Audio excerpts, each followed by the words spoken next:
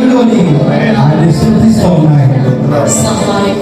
కానీ నిన్ను ఆయన ఎంతో ప్రేమించి ఆయన స్వరూపాన్ని ఇచ్చి ఆయన రక్తాన్ని కూడా నీ కొరకు చిందించి ఇది పరిశుద్ధపరిచి పాపిని నిన్ను ఆయన నీతిమంతులుగా చేసిన ఆ ప్రేమను జ్ఞాపకం చేసుకుంటున్నావా?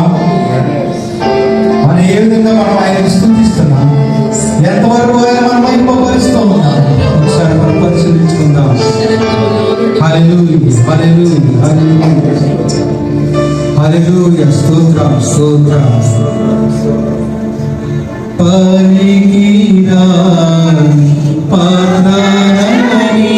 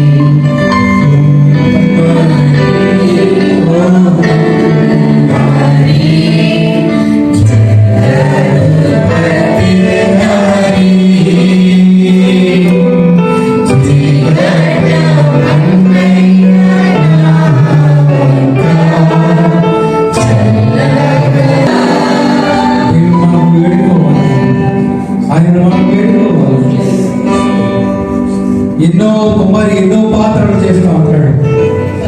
కానీ కొన్ని పనికొచ్చేవాడే, కొన్ని పనికి రాని ఉంటాయి. చేసేటప్పుడే కొన్ని పాడైపోతూ ఉంటాయి. కానీ పనికి వచ్చే పాత్ర, ఆ పాత్ర రాజుల గృహాల్లో నేను వచ్చేవాడిని కాదు. ఆయన నేను చేస్తూ ఉన్నాడు. విశ్వసిస్తే, ఆయనను ప్రేమిస్తే, ఆయన ప్రేమించడం ఆయన ఆజ్ఞలు గైకొనడం, నీకున్న కంటే ఆయన ఇంకను హెచ్చుగా ఆయన ప్రేమించడమే. ఆయన తప్ప దేనిని ఎక్కువ ప్రేమించకూడదు. అటువంటి ప్రేమతో ప్రేమించినప్పుడు ఇది మంచి పాత్రగా ఆయన చేస్తాడు. స్తోత్రం తండ్రి. ఆయన పర్పస్ ఏంటంటే నేను స్తుతించాలి, నేను ఆరాధించాలి, నేను వైభవపరచాలి.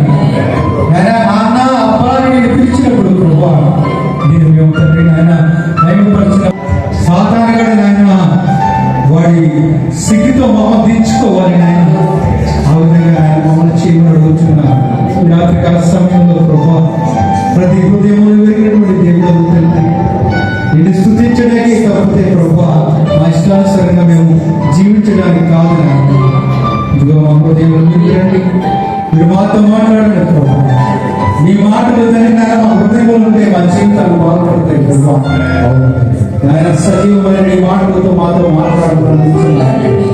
ఆయన యొక్క మధ్యాహ్న సమయంలో ఆయన దైవజనుడి అభిషేకుడు, ఈ అభిషేకంతో నింపి ఆయన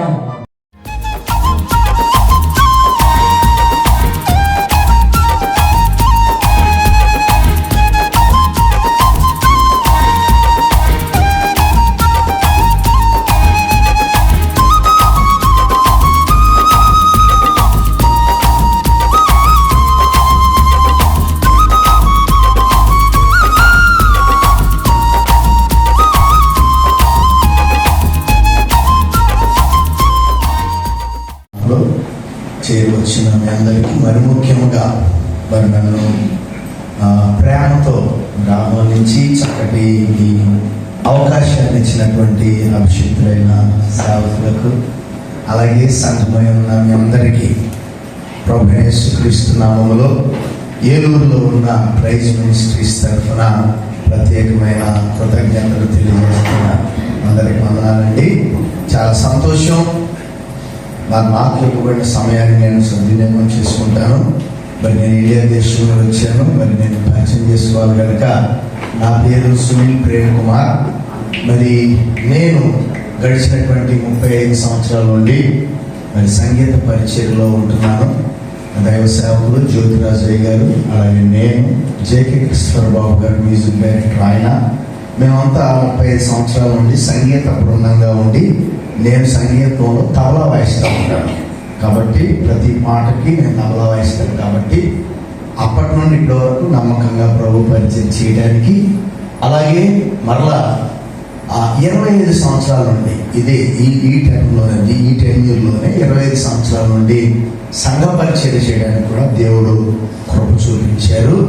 మరి దేవుని పరిచయంలో ముందుకు సాగుతూ మరి గడిచినటువంటి సంవత్సరం జూలై నెలలో 22 సంవత్సరాలు ప్రభుత్వ ఉద్యోగం ఫిజికల్ డైరెక్టర్గా గవర్నమెంట్ ఆఫ్ ఆంధ్రప్రదేశ్లో చేసి ఇంకా 15 సంవత్సరాలు సర్వీస్ ఉంది. కాబట్టి దేవుని కొరకు వదిలేసి విఆర్ఎస్ అనేటువంటి ఆ యొక్క దాన్ని ఉపయోగించుకొని స్వచ్ఛందంగా పదవి విరమణ చేసి దేవుని యొక్క పూర్తి పరిచయంలో నేను ఉండడానికి దేవుడు కృప చూపించారు. మరి నా భార్య శ్రావణి తిను ఏలూరులో ఇన్కమ్ ట్యాక్స్ ఇన్స్పెక్టర్గా వర్క్ చేస్తున్నారు. నా 2 బిడ్డలు జగూష్ బాబు, పాప. బాబు ఐఐటి మద్రాసులో చదువుతున్నాడు, పాప 9th క్లాస్ విజయవాడలో చదువుతుంది. కాబట్టి మా కొరకు ప్రార్థన చేయండి. అలాగే మరి ఈ పరిచయలో ముందుకు సాగుతూ దగ్గర 7 సంఘాలు స్థాపించడానికి దేవుడు కృప చూపించి, అలాగే సంఘ పరిచయలోనే కాకుండా సంగీత పరిచయలోనే కాకుండా మరి దేవుడు అభిషేకించి పాటలు రచించి స్వరపరచడానికి కూడా దేవుడు కృప చూపించాడు. దానిలో మీ అందరికీ తెలిసిన పాటలు చాలా ఉన్నాయి. దాంట్లో ఉదాహరణకి ఓ మానవా నీ పాపం మానవా ఇవన్నీ నేనే రచించి స్వరపరిచాను. స్తుతించి కీర్తించి ఘనపరతును నా యేసయ్యా ఇవన్నీ మరి రాసి చాలా ఉన్నాయి. సమయం చాలా, వాక్యానికి ముఖ్యంగా మనం ప్రాధాన్యత ఇవ్వాలి. కాబట్టి ఎప్పుడైనా మీకు అవకాశం ఉంటే కుదిరితే నా సాక్ష్యం అంతా కూడా సునీల్ ప్రేమ్ కుమార్ అఫీషియల్ అనేటువంటి యూట్యూబ్ ఛానల్లో ఉంది. ఖాళీ ఉన్నప్పుడు ఎప్పుడైనా చూడాలనుకుంటే ప్రభు నామాన్ని స్తుతించండి. దేవునికి మహిమ కలుగును గాక. ఆమేన్. దేవుని వాక్యాన్ని ధ్యానం చేద్దాం. మత్తయి సువార్త 14వ అధ్యాయం. మత్తయి సువార్త చూడండి, అందరూ దేవుని వాక్యాన్ని ధ్యానం చేద్దాం. మత్తయి సువార్త క్షమించండి 15వ అధ్యాయము. కొన్ని మాటలు ఈ రోజున మనం జ్ఞాపకం చేసుకుందాం. దీన్ని చెప్పే ముందు నేను మీకు ఒక మాట నేను జ్ఞాపకం చేస్తాను. ఏంటి అంటే, మనం దేవుని సంఘములో, దేవుని సన్నిధిలో, దేవుని ఎదుట విశ్వాసులముగా ఉన్నాం. అయితే విశ్వాసులంగా ఉంటున్నటువంటి మనం దేవుని దృష్టిలో ఎలా ఉండాలో ఈ వాక్యంలో ఒక వ్యక్తిని నేను మీకు పరిచయం చేస్తాను.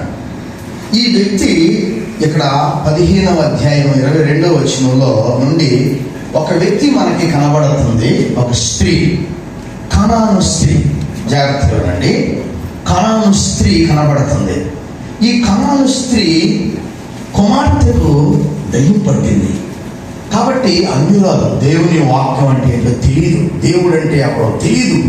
దేవుని ప్రజలన్నా, దేవుడన్నా, సంఘమన్నా, ఆరాధనన్నా పరిస్థితులు ఏమి జీవము కలిగిన దేవుడిని గూర్చిన జ్ఞానము లేని స్త్రీ. ఎందుకని? కనానీయురాలు కనుక, కనాను స్త్రీ అన్యురాలు కనుక.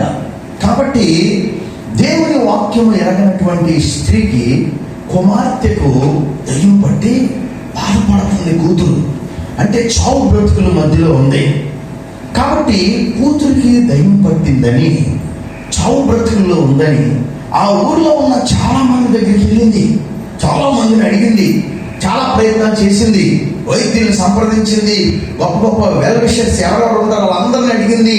వారి వలన ఎవరి వలన ప్రయోజనం లేక ఆమెలో ఉన్నటువంటి ఆ దురాత్మను ఎవరు కూడా ఎదిరించలేక అందరూ ఒకే మాట చెప్పారు, దీనికి ఒకే ఒక మందు, యేసుక్రీస్తు తప్ప దీన్ని బాగు చేసేవాడు ఎవరో లేరు. కాబట్టి యేసయ్య దగ్గరికి వెళ్తేనే నీ కూతురికి విడుదల. కాబట్టి యేసయ్య దగ్గరికి వెళ్ళారు అన్నారు అందరూ. ఒక పరిగెట్టుకుంటూ వచ్చింది. వచ్చిన దగ్గర నుండి ఏం జరిగిందో, కూతుర్ని ఎలా బాగు చేసుకుందో, ఎలాంటి పరిస్థితుల్లో ఆ బిడ్డ ముందుకెళ్ళిందో మనం ఈ రోజున ధ్యానం చేద్దాం. ఎందుకనంటే మన కుటుంబాలను విడిచి, కుటుంబ సభ్యులను విడిచి ఎంత దూరం వచ్చి ఇక్కడ మన ఉద్యోగాలు, పనులు, వివిధ రకాల పరిస్థితుల్లో మనం ముందుకెళ్తున్నాం. కాబట్టి మన ఇళ్ళ దగ్గర కార్యాలు జరగాలన్నా, మన గృహాల దగ్గర మన బిడ్డల జీవితాలలో, మన కుటుంబాలలో అద్భుతాలు జరగాలన్నా ఏమేం చేసిందో అది మనం చేయగలిగితే అద్భుతాలు మనం ఎక్కడ చేసేటువంటి భక్తి ఇంటి దగ్గర దేవుడు కార్యాలు చేస్తాడు. దేవుడి స్తోత్రం చెప్పండి. రెండు చేతులు పైకి ఎత్తి దగ్గరగా ఏమైంది చదువుగా.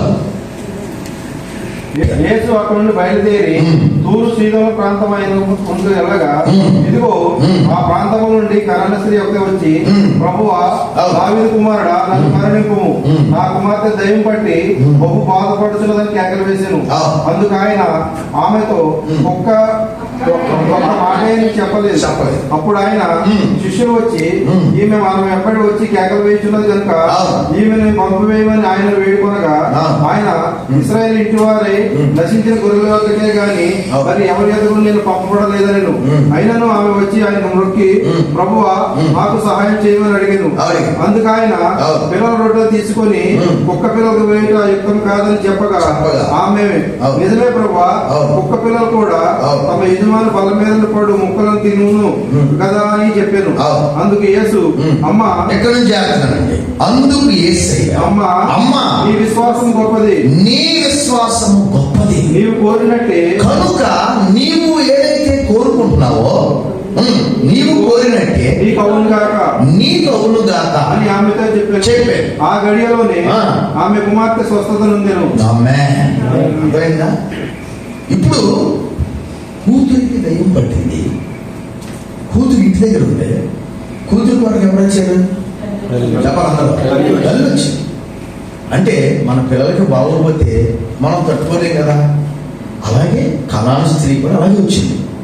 వచ్చి ఇప్పుడు కూతురికి స్వస్థత రావాలి. కూతురికి స్వస్థత రావాలంటే దేవుడి దగ్గరికి వస్తే ఒక అన్యురాలు, దేవుడు మహాజ్ఞాని, మనల్ని ఎవరిని కూడా దేవుడు విడిచిపెట్టడం. ప్రతి ఒక్కరి మీద దేవుని ప్రణాళిక ఉంటుంది. ఆమె సమస్య దాంట్లో ప్రతి ఒక్కరి మీద దేవుని ప్రణాళిక ఉంటుంది. మనం దేవుని చేత సృజించబడిన వారు, దేవుని జీవనం చేత ముద్రించబడిన వారు, మామూలు కాదు. చదువుకోకపోవచ్చు, డబ్బులు లేకపోవచ్చు, ఆఫీసర్ అయి ఉండొచ్చు, కూలీ పని అయి ఉండొచ్చు, ఇంకోటి అయి ఉండొచ్చు, కానీ మనము దేవుని పిల్లలము. ఆమె అది మర్చిపోదు. క్యాడర్లు కాదు ముఖ్యం ఈ లోకంలో. కేడర్లు లోకరీతిగా కేడర్లు అవన్నీ నథింగ్ దేవుని దగ్గర. మన ఆత్మీయముగా దేవుని పిల్లలు కనుక దేవుడు మనందరినీ ప్రేమిస్తున్నాడు.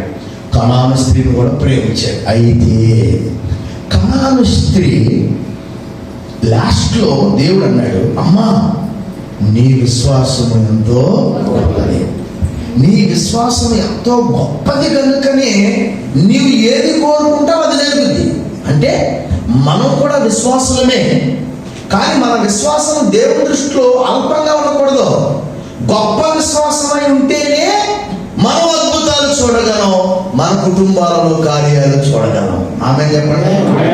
అంటే అల్ప విశ్వాసం. అందుకనే దేవుడు గలిలయ సముద్రం మీద ప్రయాణం చేస్తున్నప్పుడు గాలి తుఫాను పడవ మీదకి వచ్చినప్పుడు ఆ పడవ మునిగిపోవడానికి సిద్ధంగా అలల చేత కొట్టబడుతున్నప్పుడు దేవుడు అమరము మీద విశ్రాంతి తీసుకుంటున్నప్పుడు శిష్యులు అలజడితో లేచి యేసయ్య దగ్గరికి వచ్చి, ప్రభువా, మేము నశించుచున్నాము, నీకు చింత లేదా? నువ్వేంటి పడుకున్నావు? మేము సత్తంటే ఇక్కడ అని అంటే, అల్ప విశ్వాసులారా ఏమన్నాడు? నేనే మీతో ఉంటే మీకు భయమేంటి? అల్ప విశ్వాసులారా, మీరు ఎంతకాలం ఇలాగే అల్ప విశ్వాసులాగా ఉంటారు? నేను మీతో కొద్ది రోజులు మాత్రమే ఉంటాను. కాబట్టి మీ విశ్వాసం ఎలా ఉండాలంటే అల్పంగా ఉండకూడదు. ఎలా ఉండాలి? గొప్పది. అమ్మా, నీ విశ్వాసం ఎంతో, కాబట్టి నీ విశ్వాసం గొప్పది కాబట్టి నీవు కోరుకున్నట్లు జరుగుద్ది. అంటే అల్ప విశ్వాసం అయితే మనం ఏం కోరుకున్నా పొరపాటున మన జీవితంలో జరగవు, కార్యాలు జరగవు. పిల్లల జీవితాలలో కార్యాలు జరగవు, కుటుంబంలో కార్యాలు జరగవు. ఎలా ఉండాలి? గొప్ప విశ్వాసులుగా ఉండాలి. అంటే దేవుడు మనల్ని సర్టిఫై చేయాలి. ఏమని? నీ విశ్వాసము మామూలు విశ్వాసం కాదు, గొప్ప విశ్వాసము. అర్థమైందా? అంటే దేవుడి దృష్టిలో మనం ఎలా ఉండాలి? మన విశ్వాసం గొప్పదై ఉండాలి. అప్పుడు అద్భుతాలు చూస్తాం. అప్పుడు నీ బిడ్డల జీవితాలలో కార్యాలు, మీ కుటుంబ సభ్యులలో కార్యాలు, మీరు ఏదైతే దేని కొరకైతే ప్రార్థన చేస్తున్నారో ఆ కార్యాలన్నీ చూడాలంటే దేవుని దృష్టిలో మన విశ్వాసము గొప్పదిగా ఉండాలి.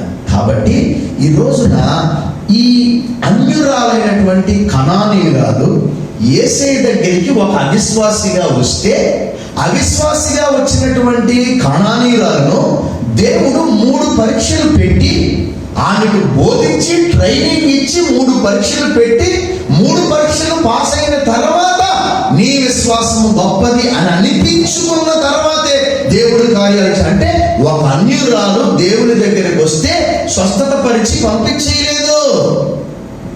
ఆమె ఎలా తీర్చిదిద్దాడంటే గొప్ప విశ్వాసిగా చేసి పంపించాడు. దేవుని స్తోత్రం చెప్పండి. అర్థమైందా? స్వస్థత కావాలి ప్రభు, నా కూతురు చచ్చిపోవడానికి సిద్ధంగా ఉంది అని కేకలేసుకుంటా వస్తే ఆ అరుపులకి ఏడుపులకి సహజంగా మనమైతే వెంటనే రెస్పాండ్ అయ్యి ఏంటి అంట మామూలుగా. కానీ దేవుని ప్రణాళిక వేరు. ఒక అన్యురాలు నా దగ్గరికి వచ్చింది. దేనికోసం వచ్చింది? స్వస్థత కోసం వచ్చింది. ఎవరికి స్వస్థత? కూతురికి స్వస్థత. కాబట్టి అలాగా అయ్యో భలే పని, వెళ్ళిపో, నీ కూతురికి స్వస్థత దొరికేస్తుంది, నేను చెప్తున్నాను నీ కూతురు స్వస్థత పడునుగా అంటే అయిపోద్ది. వెళ్ళి చూసుకునే లోపల విడుదల వచ్చేస్తే, ఎందుకంటే శక్తి కలిగిన దేవుడు కనుక. కానీ ఇక స్వస్థత పొందుకున్న తర్వాత దేవుడు లేదు, ఇక ఇది లేదు, ఏమి ఉండదో, మళ్ళీ లోపంలో కలిసిపోతా. అంటే స్వస్థత కంటే మించింది రక్షణ. కాబట్టి వచ్చినటువంటి స్వస్థత కొరకు వచ్చినటువంటి ఒక అన్యురాలని కోచింగ్ ఇచ్చి ఎగ్జామ్స్ పెట్టి పరీక్షల్లో పాస్ అయిన తర్వాత అప్పుడంటే ఒక గొప్ప విశ్వాసిగా తర్ఫీదు ఇచ్చి అప్పుడు పంపిస్తున్నాడు. ఈ విశ్వాసి గొప్ప విశ్వాసముతో పాటు ఏమో చేసింది, అక్కడ స్వస్థత వచ్చింది. ఇక తల్లి కూతుర్లు ఇద్దరు కలిసి ఏం చేస్తారంటే సువార్త ప్రకటిస్తా ఉంటారు. దేవునికి స్తోత్రం చెప్తారు. 2 చేతుల పైకి దేవుని స్తోత్రం చెప్తారు. అర్థమైందా? కాబట్టి యేసయ్య పెట్టిన 3 పరీక్షలు ఏంటో ఈ రోజున మనం ధ్యానం చేద్దాం. నాకు ఇవ్వబడిన సమయానికి కరెక్ట్గా అవజేస్తాను. ఆమె రైట్. కాబట్టి 3 పరీక్షలు ఏంటి? లోకరీతిగా సహజంగా మనం ఇండియా దేశం నుండి వచ్చాం కాబట్టి మన ఇండియాలో జరిగేటువంటి బాగా ఇండియాలో ఉన్న ఉద్యోగాలన్నిటిలో పెద్ద ఉద్యోగం ఏంటి? ప్రభుత్వ ఉద్యోగం అని అంటే కలెక్టర్ ఉద్యోగం. మనకు తెలుసు కదా, ఐఏఎస్, సివిల్ సర్వీసెస్. కాబట్టి ఈ ఐఏఎస్ ఏదైతే ఉందో కలెక్టర్ ఉద్యోగం, దీన్ని సంపాదించాలంటే కనీసం రోజుకి 15 గంటలు చదవాలి. రోజుకి 15 గంటలు చదవాలి. కనీసం 15 గంటలు చదువుతూ అది 6 నెలల, సంవత్సరం, 2 సంవత్సరాల, 3 సంవత్సరాల బాగా చదివిన తర్వాత అప్పుడు ప్రభుత్వం ఏం చేస్తారంటే ఎగ్జామ్స్ పెడతారు. మీ అందరికీ తెలుసు, యూనియన్ పబ్లిక్ సర్వీస్ కమిషన్. కాబట్టి ఈ పరీక్షల్లో మొదటి దశ ఏంటంటే ప్రిలిమ్స్. చదువుకున్న వాళ్ళకి తెలుసు, ప్రిలిమ్స్ పాస్ అవ్వాలి. ప్రిలిమ్స్ పాస్ అయిన తర్వాత మెయిన్స్ పెడతారు. ఆ ఎగ్జామ్స్ కూడా పాస్ అవ్వాలి. మెయిన్స్ కూడా పాస్ అయిన తర్వాత ఇంటర్వ్యూకి రమ్మంటారు. ఇంటర్వ్యూకి వెళ్ళిన తర్వాత ఒక 5-6 టీంలో కూర్చొని ఆ వచ్చినటువంటి వ్యక్తిని కూర్చోబెట్టి కొన్ని ప్రశ్నలు అడుగుతారు.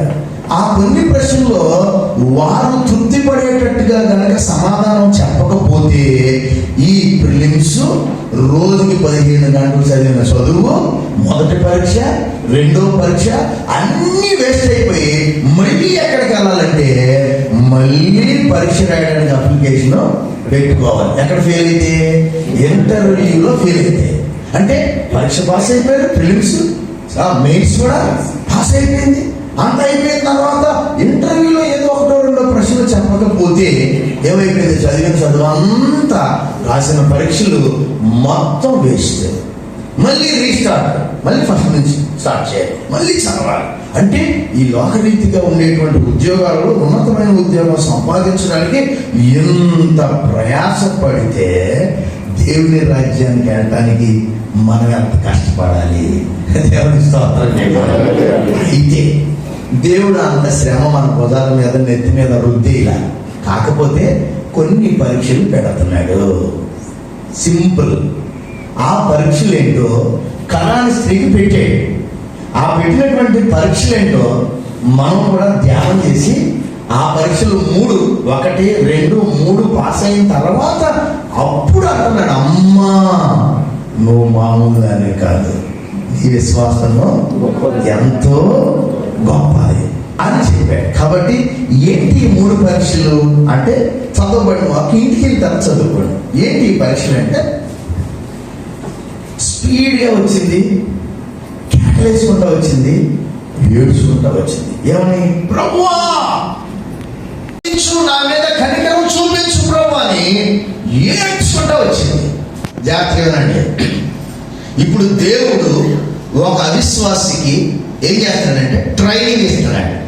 మన పిల్లలకు కూడా స్కూల్లో జాయిన్ చేస్తాం కదా, అది వద్దన్నా గీ పెట్టినా ఖచ్చితంగా వెళ్ళి ఖచ్చితంగా రూమ్లో లేకపోతే స్కూల్లో కాంపౌండ్లో తోసేసి అది గేట్లు పట్టుకొని ఎలాడుతున్నాం మనం మాత్రం చెప్పండి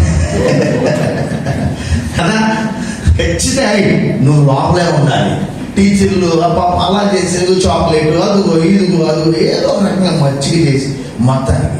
ఇప్పుడు పరీక్షలు ట్రైనింగ్, లెసన్స్ మళ్ళీ ఏం చేస్తారు, మధ్యలో 2 నెలల తర్వాత ఒక ఎగ్జామ్, మళ్ళీ ఇంకొక ఎగ్జామ్. మేము చదువుకునే రోజుల్లోనైతే మాకు యూనిట్ టెస్ట్ ఉండే. First unit, second unit, third unit, అయిన తర్వాత క్వార్టర్లీ, దసరా సెలవుల్లో, ఆ తర్వాత 4th యూనిట్, హాఫ్ ఇయర్లీ, ఆ తర్వాత యాన్యువల్ ఎగ్జామ్స్ కదా. ఫస్ట్ యూనిట్ పాస్ అయితేనే సెకండ్ యూనిట్ కదా. అది అన్ని ఫస్ట్ యూనిట్ కొంచెం తేలిగ్గా ఉంటుంది, పాన్లే చక్కగా అల్లాగా ఉంటుంది. సెకండ్ యూనిట్ మాత్రం కొంచెం కష్టం. అలాగే థర్డ్ ఇయర్ ఇంకా కష్టం. క్వార్టర్లీకి వెళ్తే ఇంకా, అంటే ఒక పరీక్ష దాకా ఇంకో పరీక్షకి వెళ్ళాలంటే తేలిక నుండి ఎడగలుగుతారు, బాగా కష్టతరమైన పరీక్షలకి వెళ్తాం. అలాగే ఈ కనాని స్త్రీకి కూడా తేలిక నుంచి స్టార్ట్ చేసేది. జాగ్రత్త ఏంటి అంటే, ఏడ్చుకుంటా అరుచుకుంటా వస్తే ఏనండి ఫస్ట్ పరీక్ష. జాగ్రత్త అనేది ట్రైనింగ్ అని చెప్తున్నా. ఎవరికి ట్రైనింగ్? ఒక అవిశ్వాసికి. దేంట్లో ట్రైనింగ్? విశ్వాసంలో ట్రైనింగ్. ఎలాంటి విశ్వాసము? అమ్మో గొప్ప విశ్వాసంగా తీర్చిదిద్దాలి. ఇది టార్గెట్. దేవుడు పెట్టు మహాజ్ఞాని. వచ్చిన అవకాశాన్ని వదిలిపెట్టట్లేదు. స్వస్థత ఇచ్చేసి పంపించవచ్చు, ఓకే గెట్ అవుట్ అనవచ్చు. కానీ స్వస్థత పరిశ్రమలో మళ్ళీ రావరా? వస్తుంది, రావచ్చు, రాకపోవచ్చు. ఏదేమైనా స్వస్థత కంటే మించింది రక్షణ కావాలి, విశ్వాసిగా తీర్చిదిద్దబడాలి. కాబట్టి అరుచుకుంటా వస్తే జనరల్గా ఏమైనా అయిపోయింది, నేను ముగించేస్తాను, నా టైం కరెక్ట్గా ముగిస్తాను. వస్తే యేసయ్య అంత ఆమె అరుచుకుంటా కేకలేసుకుంటా వస్తే వెంటనే అక్కడ జరిగినటువంటి సందర్భం ఏంటంటే, అంత ఏడ్చి ఆయన దగ్గరికి వచ్చినను అయినను యేసయ్య ఒక్క మాట కూడా ఆమెతో. ఫస్ట్ పరిస్థితి అంత కేకలు పెట్టుకుంటూ వస్తే దేవుడు ఆమెతో ఒక్క మాట కూడా. ఇప్పుడు ఆమె ప్లేస్లో మనం ఉన్నాం అనుకోండి, పాస్టర్ గారికి వచ్చామనుకోండి, అయ్యా పాస్టర్ గారు మన కూతురు బాగా, నా కొడుకు బాగా అయ్యా అని గుండె బాధకుండా వచ్చామనుకోండి, పాస్టర్ గారు కూడా మాట్లాడేది అనుకోండి. మనం ఏమంటాం అంటే, మీరందరూ మంచి చక్కగా ప్రేమగా ఉంటారు, జనరల్గా జరిగేది చెప్తాం. ఇదేంటమ్మా పక్కన చూస్తారు, ఫాస్ట్ గారు మాట్లాడలేదు పక్కన, ఇదేంటమ్మా నా కొడుకు పాడలేదు, నా కూతురు పాడే సౌబతుకులు ఉన్నారు, ఫాస్ట్ గారు కనీసం ఒక్క మాట కూడా మాట్లాడలేదు అమ్మో అని. తెలుగులో కొన్ని సామెతలు ఉంటాయి. ఏంటంటే ఎలా ఉంటుందంటే, తాను చెడ్డ కోతంట, ఇవన్నీ మనకు బాగా మన రాష్ట్రంలో. తాను చెడ్డ కోతి మనమంత. అస్సలు ఈ ఊర్లో ఈ ఒక్క పాస్టర్ గారే ఉన్నారా, ఈ ఒక్క సంఘమే ఉందా, మేము మా కుటుంబం నాశనం అయిపోయి కష్టాల్లో ఉంటే కనీసం పాస్టర్ గారి దగ్గర ఏడ్చుకుంటూ వస్తే కనీసం అమ్మా ఒక్క మాట కూడా అబద్ధం ఆడుతున్నాం మామూలు అని పై మూతి తూర్పుకి కింద మూతి పరమటికి తిప్పుకొని, అంటే మీరు కదమ్మా చెప్తున్నా, అంటే మీకు తిప్పుకొని వెళ్తా 4-5 రెండు చేతులు పైకి ఎత్తండి. దేవునికి స్తోత్రం. మామూలు దేవుడు సమస్య లేదు. అలాగే వెళ్ళిపోవటం వల్ల నీవు ఎక్కడికి వెళ్ళినా నీ కార్యాలు అది ఫస్ట్ పరీక్ష. నేను మాట్లాడలేదు అనంటే ఎందుకు మాట్లాడలేదు అనంటే ఓర్చుకొని ఉంటాదా ఉండదా, ఓర్పు ఉందా లేదా. విశ్వాసిగా మన బ్రతుకులో ముందు ఉండవలసింది ఓర్పు. అందుకనే యాకోబు 1:2 చదవండి, ఇంటికి మైండ్లో పెట్టాడు. యాకోబు 1:2లో నా ప్రియ దేవుని ప్రజలారా, మీ విశ్వాసమునకు కలుగు పరీక్ష ఓర్పును గుర్తించాలా. అర్థమైందా? ఓర్చుకోవాలి, ఓర్చుకోవాలి, ఓర్చుకోవాలి. ఓర్పు లేకుండా దేవుణ్ణి మనము తృప్తిపరచలేము. విశ్వాసికి ఉండవలసింది ఓర్పు. కాబట్టి ఈ ఓర్పు విషయంలో ఆమె పరీక్ష పెట్టిన తర్వాత పాస్ అయిపోయింది, ఓర్చుకుంది, వెళ్ళిపోలేదు. అందుకనే ఓర్పు అనగానే బైబిల్ గ్రంథంలో ఒక వ్యక్తి గుర్తుకొస్తాడు, యోబు భక్తుడు గుర్తుకొస్తాడు. చివరి వరకు సహించాడు, ఓర్చుకున్నాడు. బంధువుల్ని, కుటుంబ సభ్యుల్ని అందరినీ పోగొట్టుకున్నాడు. ఆస్తి, చివరికి ఆరోగ్యం కూడా పోగొట్టుకొని చివరికి భార్య వచ్చి వేధించి ఆమెను నిందించి, ఎందుకయ్యా ఇంకా భక్తి విశ్వాసం అంటావు, దేవుణ్ణి దూషించి చావరాదా అన్న దేవుని యొక్క సన్నిధిలో యోబు తప్పు చేయలేదు. అంటే ఎప్పటి వరకు సహించాడు అంటే అంతము వరకు. అందుకని వాక్యము అంతము వరకు సహించువాడు. అర్థమైందా? ఓర్చుకుంటూ నేర్చుకోవాలి. ఓర్పు మామూలుగా కాదు. ఇక మనకి బీపీ వచ్చి అన్ని సిచ్యువేషన్స్ క్రియేట్ అవుతాయి ఇంట్లో కానీ చుట్టుపక్కల. ఇక ఓర్చుకోవడమే ఓర్పు అన్ని విషయాలు. కాబట్టి విశ్వాసం ఉండవలసింది ఏంటి చెప్పండి? ఓర్పు. పాస్ అయిందా? పాస్ నిలిపేదా ఉందా? ఉంది. రైట్. మొదటి పరీక్ష ఓర్పు, పాస్ అయింది. ఎవరిని గుర్తు తెచ్చుకున్నాం? యోబుని జ్ఞాపకం చేసుకున్నాం. ఏ విషయంలో? ఓర్పు విషయంలో. ఇక రెండవ పరీక్ష జాగ్రత్తలండి. దేవుడు ఎవరిలో మాట్లాడకపోయేటప్పటికల్లా ఇక ఎవరి వైపు చూస్తుంది అనంటే ఈ శిష్యుల వైపు చూసి, అయ్యా మీరన్నా చెప్పండి అయ్యా నా కూతురు పాడు, మీరన్నా చెప్పండి అయ్యా, యేసేకి నా కూతురికి స్వస్థత ఇమ్మని, నన్ను కరుణించమని మీరన్నా చెప్పండి అయ్యా అన్నట్టు పాపం వాళ్ళు వచ్చి, ప్రభువా ఈమె పద్దాగా మా నాన్నగారు వచ్చి ఏడుతుంది కదా నాయన, ఒకసారి ఈమె సంగతి ఏంటో చూసి పంపించేయరాదా అన్నారు. ఎవరు? శిష్యులు. జాగ్రత్త. అప్పుడు యేసయ్య మళ్ళా ఏమతో కూడా మాట్లాడలేదు. మళ్ళీ ఈ శిష్యుల వైపు ఇలా తిరిగి, ఇలాంటి శిష్యుల వైపు తిరిగి అన్నాడు, నేను నశించుచున్న ఇశ్రాయేలీయుల యొద్దకే పంపబడ్డాను కానీ మరి ఎవరి దగ్గరికి నేను పంపబడలేదు.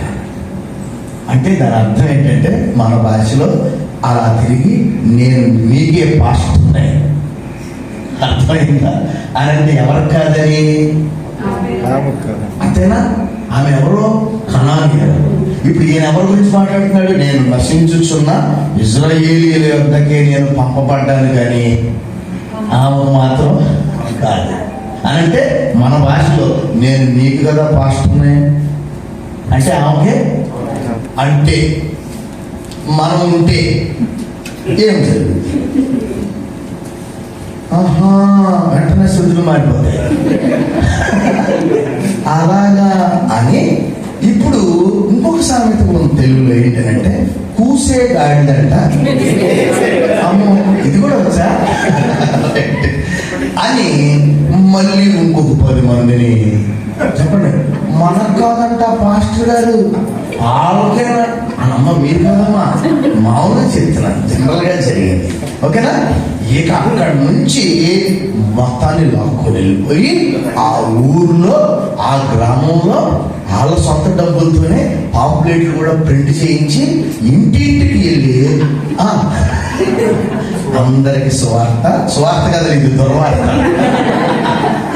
చెప్పి, మేమంటాం ఆ సంఘం కాదంట ఆ పాస్టర్ గారు, మా పాస్టర్ గారు కాదంట మా పాస్టర్ గారు అనుకోని నేను ఇన్ని సంవత్సరాలు అమ్మో అని మొత్తాన్ని తీసుకుని వెళ్ళిపోతారు. కానీ అలా వెళ్ళలేదు.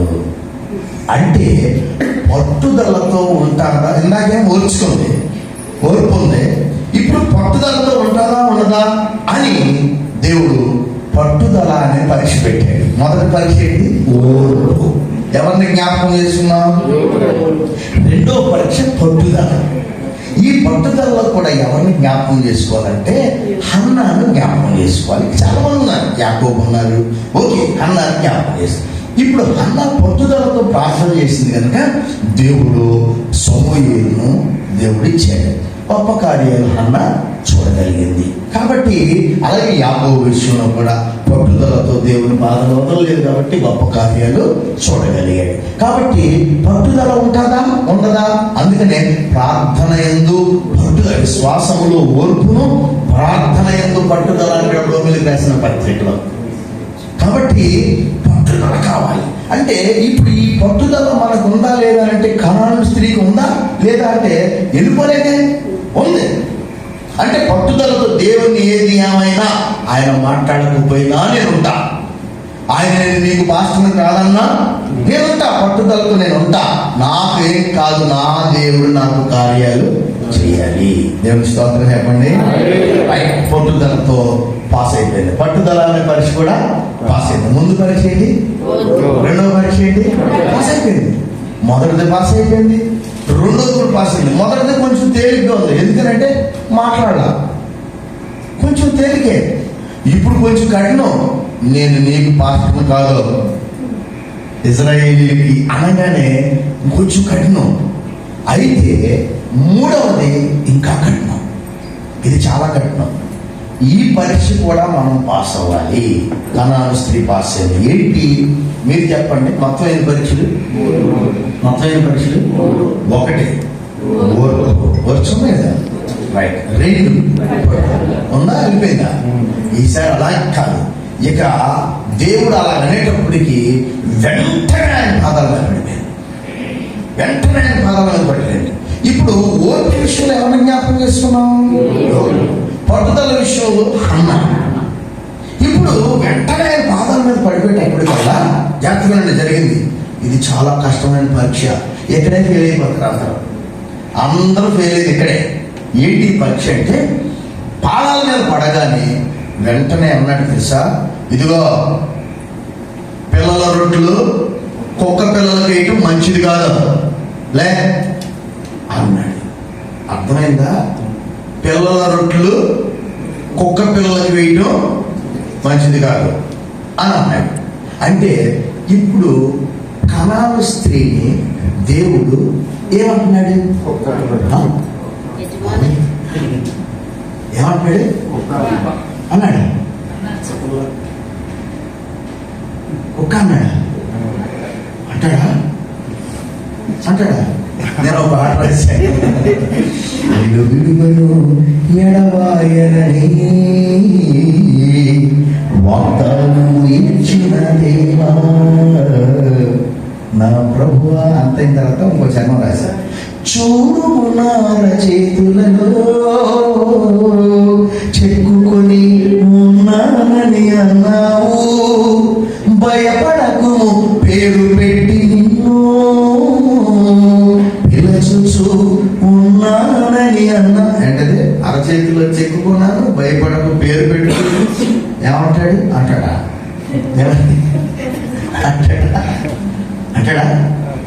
చెప్పండి, మీరు చెప్తే నాకు చెప్తారు.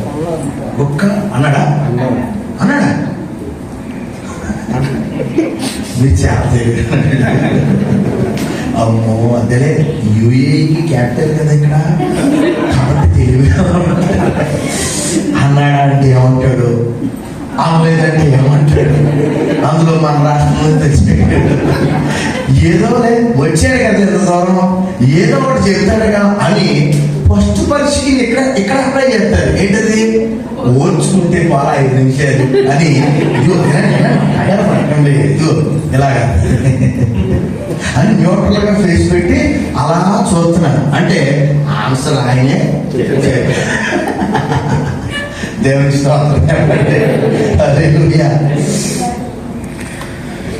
ఇది ఒక విశ్వాసిగా తర్కీస్తున్నాడు కదా. దేవుడు అనాలని కాదు. దేవుడు ఇప్పుడు ఒక 5 నిమిషాలు మనం వెళ్ళిపోతే అక్కడి నుంచి కనాను స్త్రీ అయిపోయింది, లాస్ట్కి వచ్చింది కదా ఫైనల్ ఎగ్జామ్, వెళ్ళిపోవాలి. వెళ్ళిపోయిన తర్వాత ఇక రేపు నుండి ఉండేది దేవునితో కాదు, సమాజంతో ఉండాలి. కాబట్టి ఒక అవిశ్వాసం ఎలా తీర్చాడు? గొప్ప విశ్వాసం తర్ఫీదు ఇస్తున్నాడు. ఈ తర్ఫీదులో భాగంగానే దేవుడు 3వ పరీక్ష ఏంటో తెలుసా? కుక్క అని అనాలని కాదు. దాని అర్థం ఏంటంటే, ఇదిగో అమ్మా, ఫస్ట్ వచ్చావు, మాట్లాడలా, ఓర్చుకున్నావు. రెండోది, నీకు పాస్టర్నే కాదు అన్న, అయినా సరే పట్టుదలతో ఉన్నావు. ఇక్కడ నుంచి నా దగ్గర నుంచి వెళ్ళిపోతావు. ఇప్పుడు నుండి బయట జనులు నిన్ను నా నిమిత్తము హింసించి, నిందించి, నీ మీద అబద్ధముగా చట్టమాటలు పలుకుతారు. అవసరమైతే నేను కుక్క అని చట్టమాటలు అంటే అయ్యే కదా, చెప్పండి. ఒకవేళ అని అంటారు. అన్నప్పుడు నువ్వు సహించగలవా? అది దాని అర్థం. దేవుని స్తోత్రం చెప్పండి. మనం ఆ ప్లేస్లో ఉంటే ఎవరైనా మనం అలాగంటే, నువ్వు కుక్క, మీ నాన్న కుక్క, చెప్పండి, పర్లేదు, చెప్పండి, తాత, ఇక మొత్తం మీ వంశమే, చెప్పండి ఏ వంశం అని మీరు అంటలేదు, జనరల్గా చెప్తున్నాను. కానీ మహాజ్ఞాని దేవుడు, ఏమా నేను అలా అంటే నువ్వు పడతావా అంటే ఏమో తెలుసా? నిజమే ప్రభువా, కుక్క పిల్లలు కూడా తమ యజమానుల బల్ల మీద నుండి రొట్టె మొక్కలు అంటే ఏం చేసింది? నువ్వంటే నేను పడతాను, నీవే కాదు, నీ గురించి నన్ను ఎవరైనా నేను పడతాను. దేవుని స్తోత్రం చెప్పండి. అంటే ఓర్పు. 2, ఇది దీనత్వం. ఏంటో చెప్పండి. దీనిలో అయితేనే ఎదుటోళ్ళు ఏమన్నా మాట అంటే పడగలవు. గర్విష్ఠులు ఇక మామూలుగా ఉండదు. నువ్వెంత, నీ అధికారం ఎంత, అసలు మీ బ్రతుకు ఎంత అని మామూలు కాదు, మామూలు చెప్తున్నా. ఇదిగో మీ బ్రతుకంతా మా కాలి గోటికి కూడా మీరు చెప్పడా అని కొంతమంది అంటారు. మీరు మాకు చెప్తారు, జనరల్గా జరిగే చెప్తున్నా. ఓకేనా? నిజమైన విశ్వాసులు అయితే అలా మాట్లాడు. ఎవరైనా దేవుని కొరకు మనం అంటే ఖచ్చితంగా మనం ఏం చేస్తున్నాం? ఓకే, నో ప్రాబ్లం, మేము పడతాం. మా దేవుని కొరకు మీరు మమ్మల్ని ఏమన్నా మేము పడతాం అనే మనస్తత్వం ఉండాలంటే మనలో దీనత్వం ఉండాలి. ఆమె ఓర్పుకి ఎవరు తీసుకున్నాం? ఉదాహరణ, పట్టుదలకి ఎవరు తీసుకున్నాం? దీనత్వానికి ఎవ్వరూ పనికిరారు. బైబిల్ గ్రంథంలో సమస్య లేదు, ఎవ్వరూ పనికిరారు. ఒకే ఒక ఆయన పనికి వస్తాడు, దేశవార్తలు అంటాడు, నేను సాత్వికుడను, దేవ మనస్సు కనుక మీ దగ్గర మీకు ఎవ్వరు నేర్పించరు, ఎవరు నేర్పించరు. మీరు నా దగ్గరికి వచ్చి మీ మీద నా కాడిని ఎత్తుకొని నా దగ్గర నేర్చుకొని నేను మీకు దీనత్వం కలిగి ఎలా ఉన్నానో నేర్పిస్తా, సాత్వికం కలిగి ఎలా ఉన్నానో నేర్పిస్తా. ఇక మీకు ఎవ్వరు నేర్పించడానికి సరిపోరు. కాబట్టి దేవుడు దేవుడు. కాబట్టి ప్రియ దేవుడు పిల్లరా, ఈరోజు ఈ 3 పరీక్షలు పాస్ అయ్యాను. 3వ పరీక్ష ఒక్క నోడు ప్రభు అనేది ఒక్క అమ్మా, నువ్వు మామూలు దాన్ని కాదు, నీ విశ్వాసము. కాబట్టి ఇప్పుడు నువ్వు కోరుకున్నట్లు కార్యం జరుగుద్ది అనగానే, ఎప్పుడైతే దేవుని దృష్టిలో ఆమె విశ్వాసము గొప్ప విశ్వాసము అని దేవుడు సర్టిఫై చేశాడు, వెంటనే కూతురుకున్న దయ్యం. ఎందుకు ఎంత మాటలు చెప్పారంటే, మీ ఇళ్లలో కార్యాలు చూడాలని ఇక్కడ ఎంతో కుమిలిపోతూ ఉంటారు, దుఃఖపడతా ఉంటారు, శ్రమ పడుతున్నారు, కష్టపడుతున్నారు. 1000 కిలోమీటర్ల దూరం అద్భుతాలు చేస్తాడు దేవుడు, ఖచ్చితంగా చేస్తాడు. ఇక్కడ నువ్వు చేసే భక్తి అక్కడ కార్యాలు జరుగుతాయి. ఆమె చెప్పండి. ఇక్కడ నువ్వు చేసేటువంటి విశ్వాసం అద్భుతాలు చేస్తాడు. కాకపోతే 3 పరీక్షలు, ఒకటి ఓర్పు, 2 పట్టుదల, 3 దీనత్వం. ఇది కనుక ఇక్కడ చేయగలిగితే ఓర్చుకోండి, పట్టుదలతో దేవుని సన్నిధికి రండి. పట్టుదల మొదలొద్దు, సేవకు మొదలొద్దు, సంఘం మొదలొద్దు, పట్టుదలతో రండి, ఓర్చుకోండి, దీనత్వం కలిగి దేవుణ్ణి ఆరాధన చేయండి. యెషయా గ్రంథంలో మాట, నేను ఇదిగో మహోన్నతులను, మహాగణులను, మహోన్నతమైన స్థలంలో నివసించేవాడను, ఇదిగో నేను అయినా అంత ఉన్నతమైన స్థితిలో ఉన్నను. భూమి మీద ఎవడు దీనుడై ఉంటాడో అతనిని ఉజ్జీవింప చేయడానికి నేను అతనితో నివాసం చేస్తానన్నాడు. అది దీనులకు దేవుడిచ్చిన గొప్పతనం. అందుకనే అహంకారులను ఎదిరించి దీనులకు కృపను చూపిస్తాడు, అద్భుతాలు చేస్తాడు. రూపాయి 1 కోటి చేసే దేవుడు మొదట మన స్థితి కొద్దిగా ఉన్నా తుదకు మహావృద్ధిని కలిగేస్తాడు. కాబట్టి 1 త్వరగా 1 ఏమొచ్చా పాస్ అయినా మనం కూడా పాస్ అవ్వాలి. 2 పాస్ అయినా వాళ్ళ దశ సంఘాన్ని. 3 అంతే. మనకి ఏదో లేకపోయినా దీనులుగా ఉందాం. అప్పుడు దేవుని దృష్టిలో మన విశ్వాసం గొప్పదిగా ఉంటుంది. అప్పుడు మన బ్రతుకులో, మన బిడల బ్రతుకులో, మన కుటుంబస్తుల బ్రతుకుల్లో కార్యాలు మనం చూడగలం.